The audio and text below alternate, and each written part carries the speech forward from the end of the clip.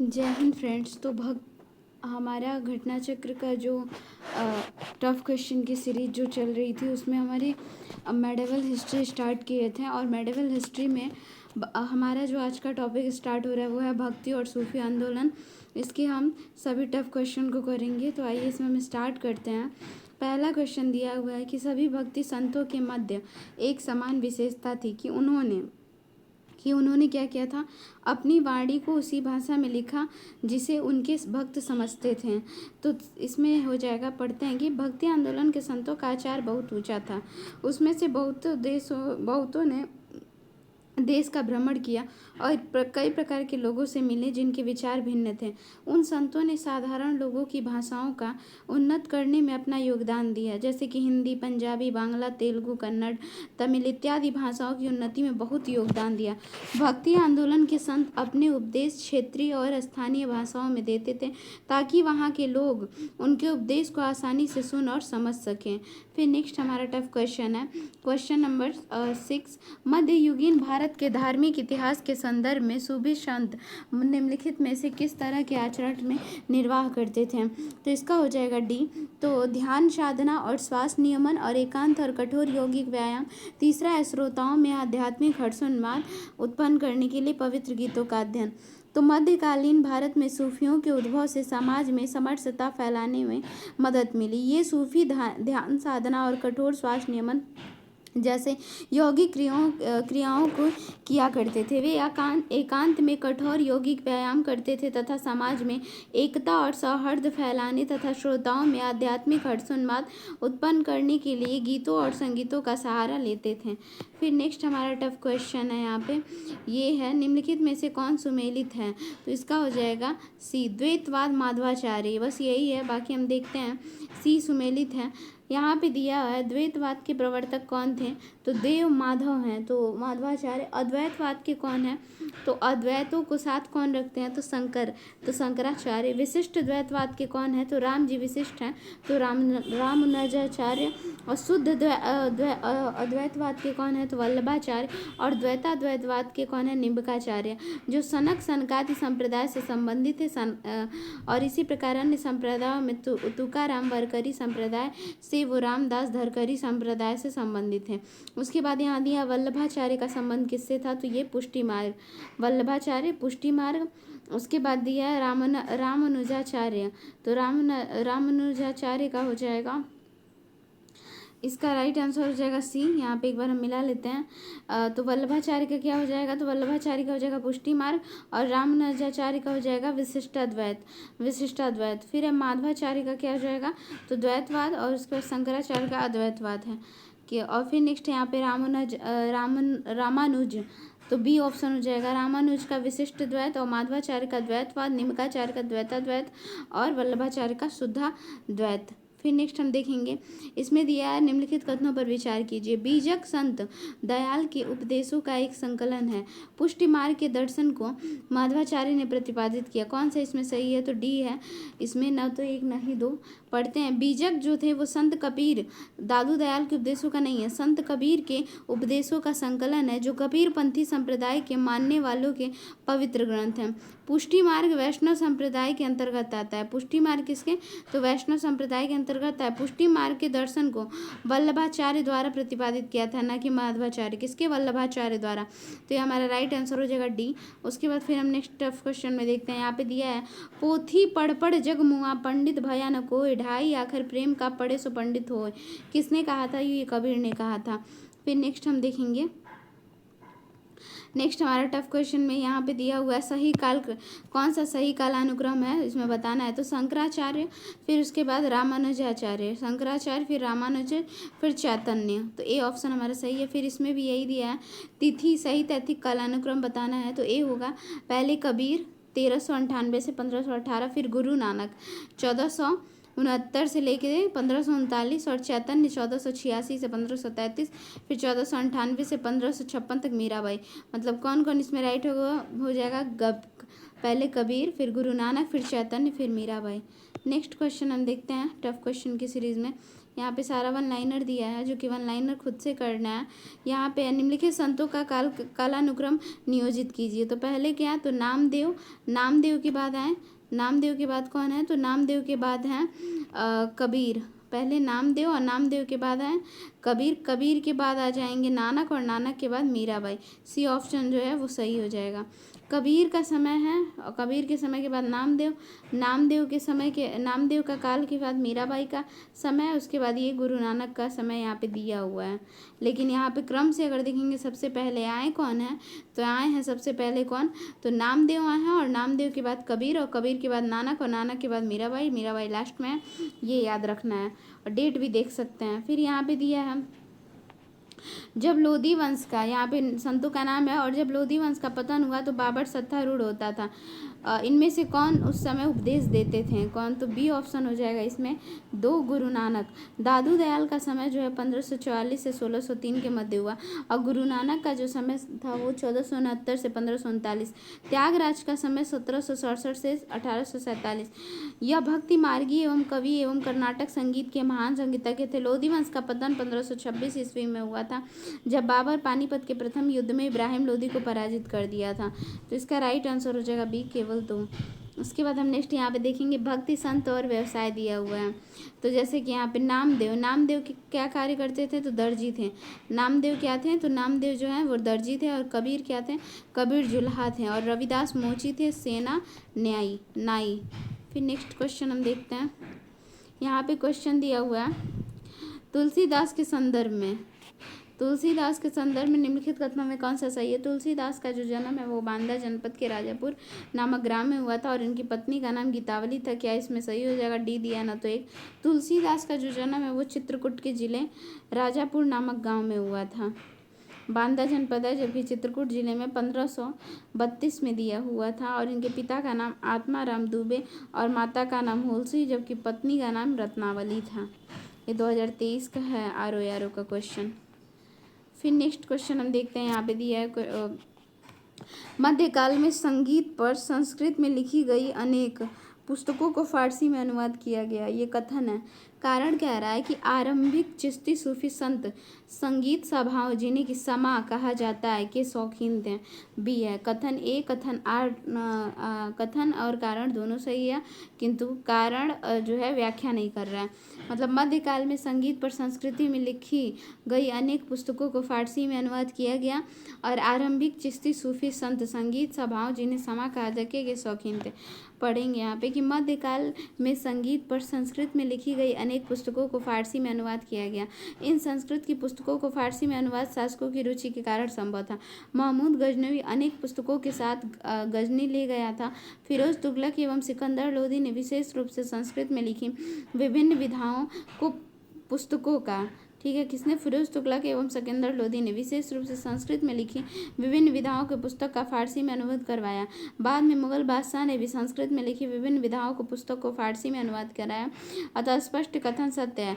समा संगीत गोष्ठी थी, संगीत गोष्ठी होती थी। चिश्ती संत संगीत के समर्थक थे तथा संगीत के ईश्वर तक पहुँचने का माध्यम बनते थे। स्पष्ट है कथन कारण दोनों सही है परंतु कारण कथन की सही व्याख्या नहीं करता है। उसके बाद हम फिर नेक्स्ट क्वेश्चन देखते हैं। अजमेर में ख्वाजा मोइनुद्दीन चिश्ती का दरगाह पर नज़र भेजने वाला प्रथम मराठा सरदार कौन था। राजा साहू और शिवाजी का पौत्र था। फिर नेक्स्ट हम देखेंगे। नेक्स्ट क्वेश्चन दिया, भारत में सूफियों के चिश्ती धर्म संघ का प्रवर्तक और सर्व प्रमुख व्यक्ति ख्वाजा मोइनुद्दीन चिश्ती है। चिश्ती धर्म संघ ने अपना नाम अजमेर में स्थित ग्राम चिश्त में लिया है।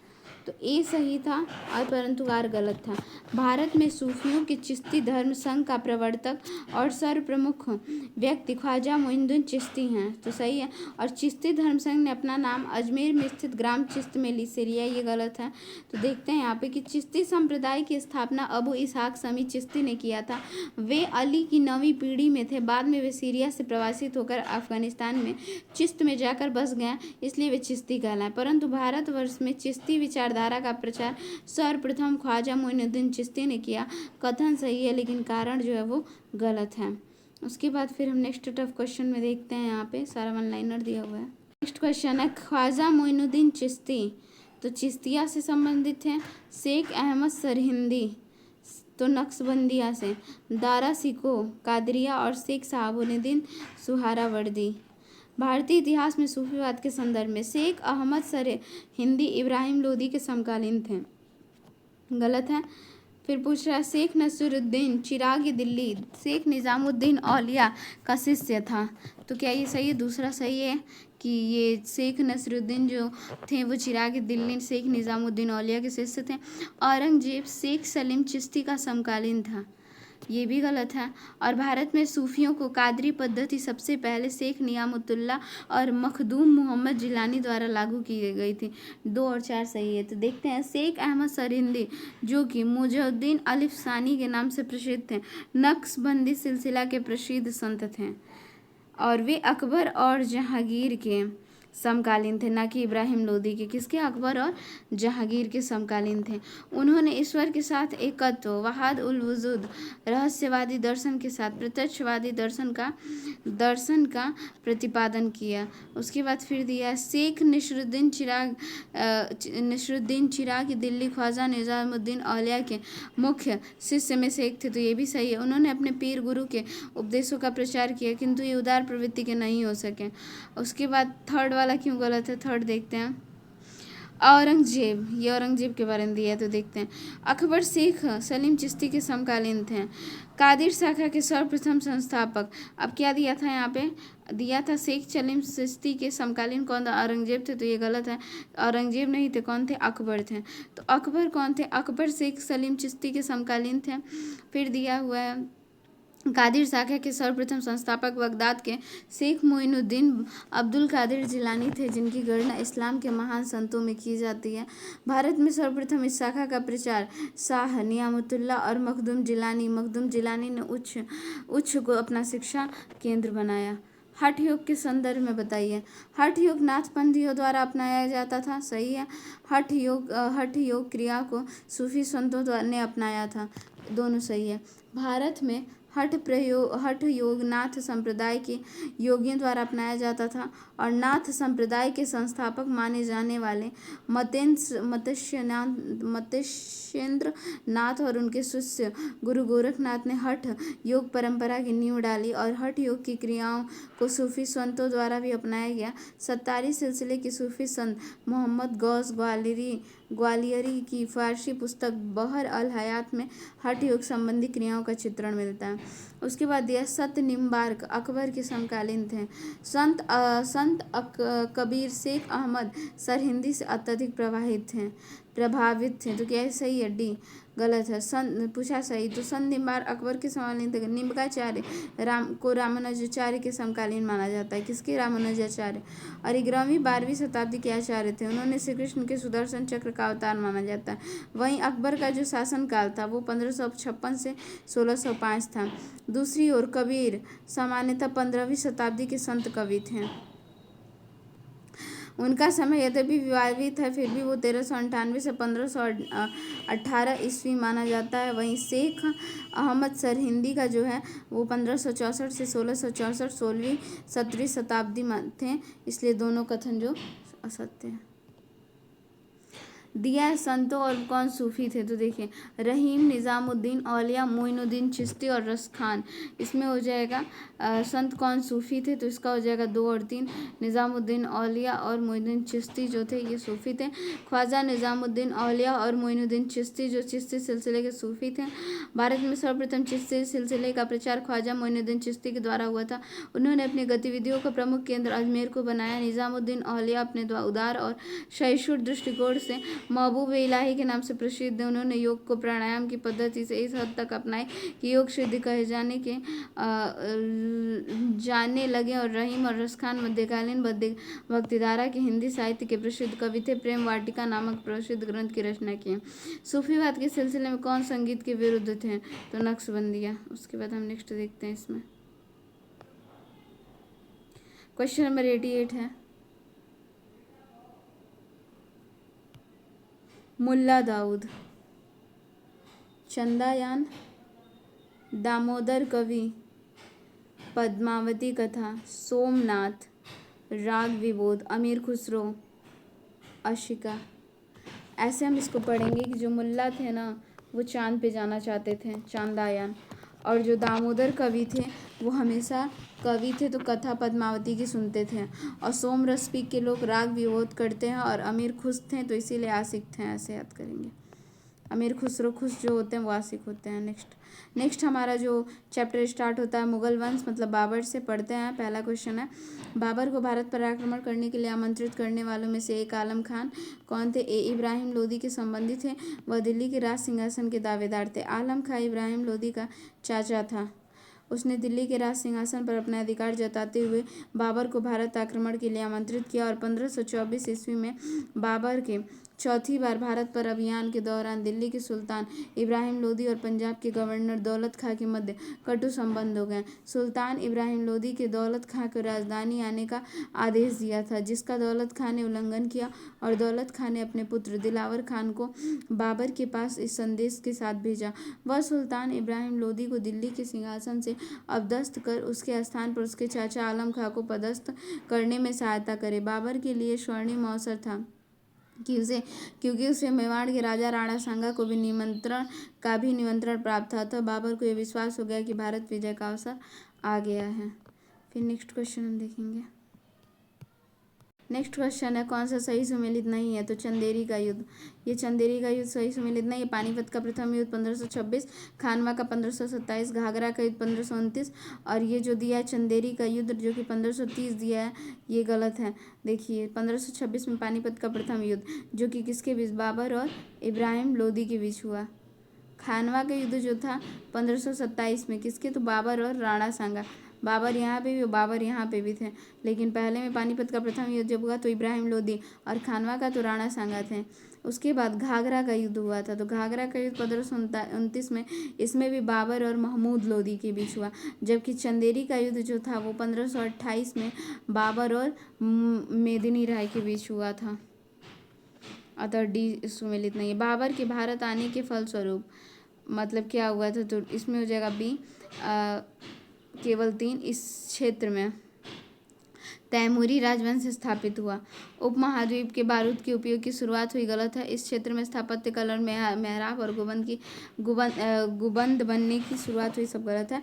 देखिए यहाँ पे एक्सप्लेनेशन पढ़ते हैं कि भारत में भारतीय उपमहाद्वीप के बारूद का प्रयोग बाबर के आक्रमण से पूर्व ही हो चुका था, ठीक है। हालांकि भारत में तोप और बंदूक का प्रयोग करने का श्रेय बाबर को जाता है।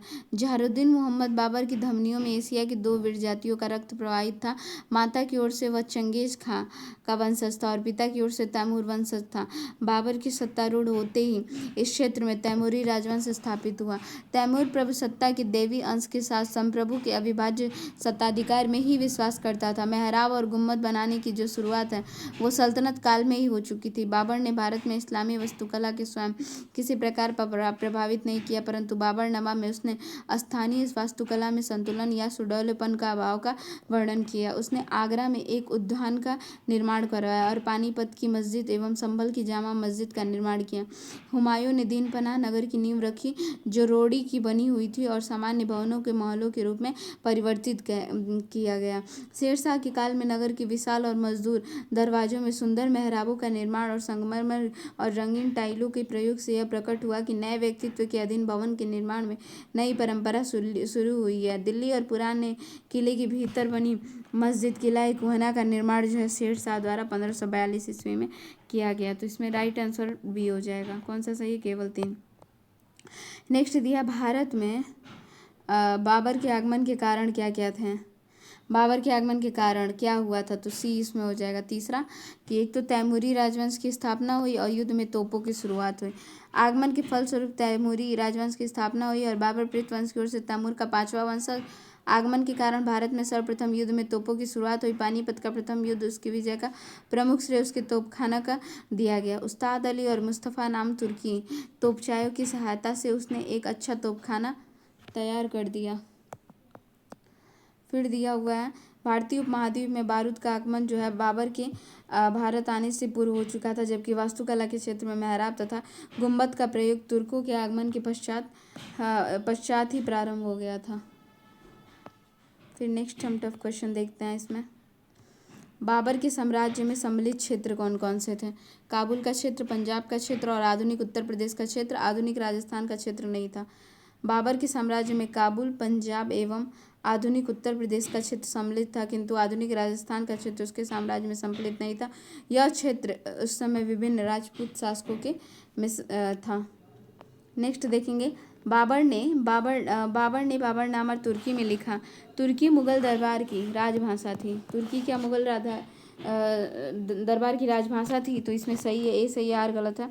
बाबर ने अपने जीवन संबंधी घटनाओं को तुर्की भाषा में लिखित तुज ए बाबरी में संकलित किया। इसकी फारसी अनुवाद बाबरनामा ने है, किंतु तुर्की मुगल दरबार की राजभाषा नहीं थी, अपितु यह सम्मान फारसी को प्राप्त था, मतलब राजभाषा फारसी थी।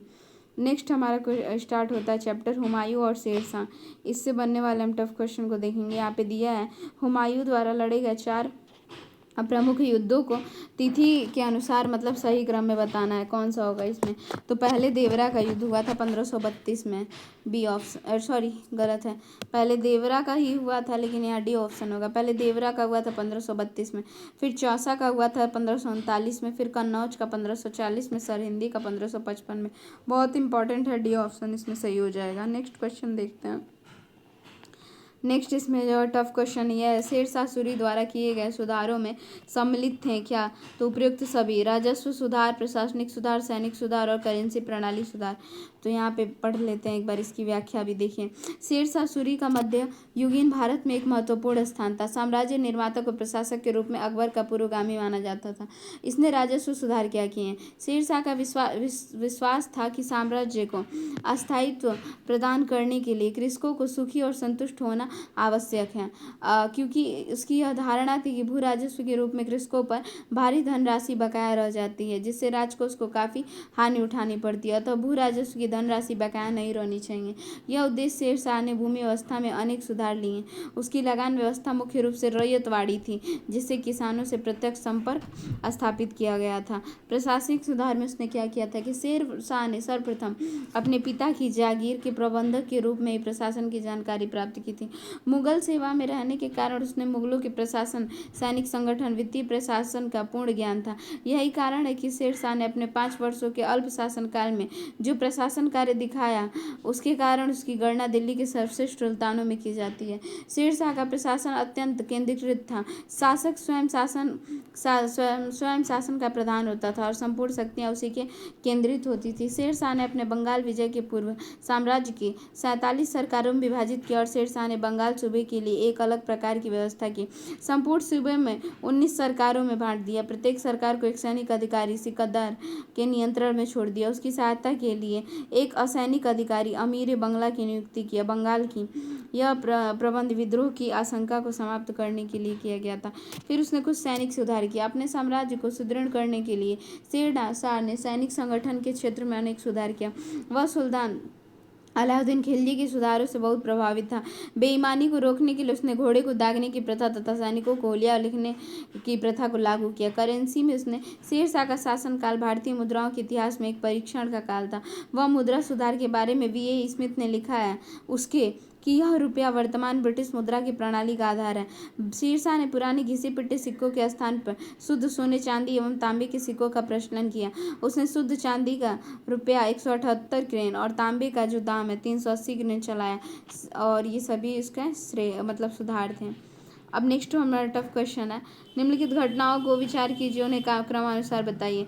दौराहा का युद्ध कब हुआ था? तो 1532 में दौराहा, और वहीं चौसा का तो 1539 में, कन्नौज का 1540 में, सामूगढ़ का 1658 में। इसका राइट आंसर हो जाएगा बी हो जाएगा। पहला दौराहा, उसके बाद कौन सा आएगा? चौसा का युद्ध।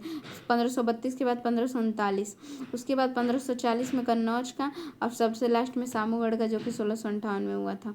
फिर नेक्स्ट हम टफ क्वेश्चन की सीरीज में देखेंगे। यहाँ पे शेरशाह सूरी के संदर्भ में दिया है, वह एक शानदार प्रशासनिक व्यवस्था के निर्माता थे। तो सही है। हालांकि एक शासक के रूप में उनके घोड़ युद्ध के मैदान में उनकी जीत से उल्लेखनीय नहीं है। तो इसमें सी नहीं, ए ऑप्शन होगा, केवल 1 सही है। शेरशाह सूरी जो मध्ययुगीन भारत के शासकों में एक महत्वपूर्ण स्थान था। यह एक शानदार प्रशासनिक व्यवस्था के निर्माता थे। प्रशासन के क्षेत्र में उसके द्वारा किए गए सुधारों के कारण अकबर का पूर्वगामी माना जाता था। कथन तो सही है। एक शासक के रूप में शेरशाह की गुण युद्ध के मैदान में उनकी जीत से अधिक उल्लेखनीय थे। युद्ध के मैदान में से कुछ युद्धों में सफलता प्राप्त हुई, कुछ में असफलता भी सामना करना पड़ा। उदाहरण हेतु हुमायूं ने देवरा का नामक स्थान पर अफगानों को पराजित किया, जिसमें शेरशाह भी शामिल था। इसी तरह शेरशाह द्वारा मारवाड़ पर विजय विश्वासघात का प्रतिफल था, जबकि प्रशासक के रूप में उसके द्वारा किए गए कार्य इतिहास में महत्वपूर्ण स्थान रखते हैं। उदाहरण हेतु उसके द्वारा किए गए राजस्व सुधार के तहत राजकोष में वृद्धि, सैन्य सुधार के तहत उसने अलाउद्दीन खिलजी द्वारा भारत में स्थापित घोड़े दागने की प्रथा कड़ाई से लागू किया। इसने पुराने गिट्टी पिटे सिक्कों के स्थान पर शुद्ध सोने, चांदी और तांबे के सिक्के का प्रचलन किया। इसने शुद्ध चांदी का रुपये 178 ग्रेन और तांबे का 380 ग्रेन। इसी प्रकार शेरशाह की न्याय व्यवस्था भी मध्ययुगीन भारत में अप्रतिम स्थान रखती है। फिर नेक्स्ट हमारा टफ क्वेश्चन है, यहाँ पे सारा ऑनलाइनर। अब हम पढ़ेंगे अकबर के बारे में। अकबर के बारे में हम देखते हैं बनने वाले टफ। यहाँ क्वेश्चन दिया हुआ अकबर की लोकप्रियता के कारण थे, क्या थे? मनसबदारी प्रथा थी, ठीक है। फिर धार्मिक नीति, भू राजस्व व्यवस्था, सामाजिक। मुगल शासन व्यवस्था को स्थापित करने का श्रेय अकबर को है, क्योंकि केंद्रीय शासन व्यवस्था को बादशाह के पद और अधिकारों में कर्तव्यों की व्याख्या और उसका प्रांतीय शासन, उसकी लगान व्यवस्था और उसकी मुद्रा व्यवस्था, उसकी मनसबदारी व्यवस्था आदि सभी को उसके समय में सफलता प्राप्त हुई और उसके उत्तराधिकारियों के लिए आधार स्वरूप बनी। अकबर प्रथम मुस्लिम शासक था जिसने हिंदू मुसलमानों के निकट लाने का प्रयास किया। अपनी उदार नीति के अंतर्गत उसने 1562 में दास प्रथा, 1563 में दास प्रथा, 1563 में तीर्थ यात्रा, 1564 में जजिया कर को समाप्त किया। सामाजिक सुधार के अंतर्गत उसने बाल विवाह एवं सती प्रथा को रोकने का प्रयत्न किया। अतः अकबर को लोकप्रियता के कारणों में उपयुक्त 4 बिंदुओं को सम्मिलित किया जा सकता है। नेक्स्ट हम देखेंगे क्वेश्चन नंबर 20। इसमें पूछा घटनाओं को मतलब कालक्रम अनुसार व्यवस्थित कीजिए। तो इसमें दिया है डी। तीसरा, मालवा पर मुगल आक्रमण, पहले तीसरा आएगा। उसके बाद आएगा पहला, अम्बेर की राजकुमारी का अकबर से विवाह। फिर है ओडिशा की कररानी विजय और फिर तुका रवि का युद्ध। इसमें पढ़ते हैं जैसे अम्बेर की राजकुमारी का अकबर से विवाह 1562 में। तुका रोई का युद्ध कब हुआ? 1575 में। मालवा पर मुगल आक्रमण 1561 में। और उड़ीसा की कररानी विजय कब हुई? तो 1568 में। नेक्स्ट दिया, निम्नलिखित कथनों में से कौन सा सही है? अकबर ने लड़कों और लड़कियों की विवाह की आयु निर्धारित करने का प्रयास किया था। ये सही है, बिल्कुल सही है, सी। फिर अकबर ने लड़कियों का विवाह को दबाव से अलग स्वयं की इच्छा से विवाह करने की स्वतंत्रता दी। दोनों सही है। अकबर ने लड़कियों के कम से कम 16 वर्ष, लड़कों को और लड़कियों की 14 वर्ष की आयु की निर्धारित की और इसने लड़कियों की विवाह को दबाव से अलग स्वयं की इच्छा से विवाह करने की स्वतंत्रता दी थी। अकबर का शासन जाना जाता है किस चीज़ के लिए? इसका राइट आंसर हो जाएगा क्षेत्रों को जीतने के लिए, अपनी प्रशासनिक व्यवस्था के लिए और न्यायिक प्रशासन के लिए। और धार्मिक कट्टरता के लिए गलत है। धार्मिक कट्टरता के लिए नहीं, अपितु धार्मिक उदारता और धार्मिक सहिष्णुता के लिए जग प्रसिद्ध है। उसके द्वारा प्रतिपादित 16 कुल की नीति सबल प्रमाण है इसका। नेक्स्ट क्वेश्चन देखते हैं। नेक्स्ट दिया है 29 नंबर क्वेश्चन। अकबर के काल में हरदास घुड़सवार सैनिकों के लिए मनसबदारों को 20 घोड़ों का रख रखाव करना पड़ता था और घोड़ों को यात्रा में आराम देना होता था और युद्ध के समय उनको बदलना आवश्यक होता था। ये ऑप्शन सही है यार, दोनों सही है। अकबर के काल में हर 10 घुड़सवार सैनिकों के लिए मनसबदारों को 20 घोड़े रखने होते थे। इनका मूल कारण यह था कि लंबी यात्रा के दौरान घोड़ों को आराम देना आवश्यक था और युद्ध में उन्हें बदलने की आवश्यकता भी पड़ती थी। इस प्रकार कथन और कारण दोनों सही हैं।